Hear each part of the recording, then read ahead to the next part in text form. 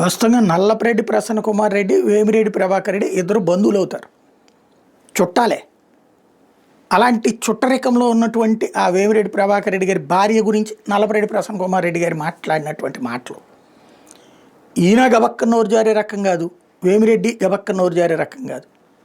ఇప్పుడు మహిళ విషయంలో కించపరిచేటటువంటి మాటలు ఖచ్చితంగా ప్రశాంత్ రెడ్డి గారు మాట్లాడిన మాటల్లో దుర్భాష లేదు, ఆగ్రహంతో కూడినటువంటి రాజకీయ ఆరోపణ ఉంది అంతే.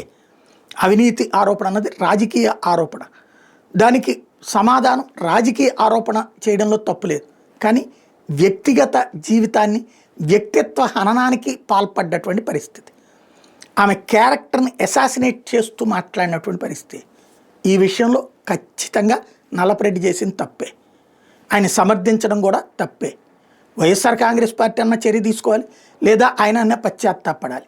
నేను మాట్లాడిన దాంట్లో తప్పు లేదని ఆయన సమర్థించుకున్నా తప్పే, అలాగే నల్లపరెడ్డి చేత అట్లాంటి సమాధానం చెప్పించకపోయినా కూడా వైసీపీ తప్పే.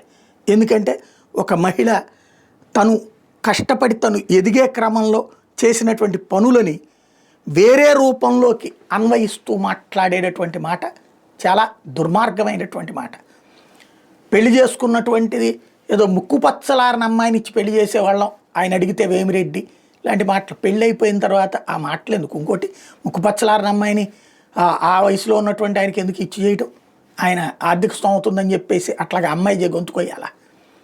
అనవసరమైనటువంటి మాటలది. వ్యక్తిగత జీవితంలోకి వేలు పెట్టి మాట్లాడటం, పశ్చాత్తాపడాలి.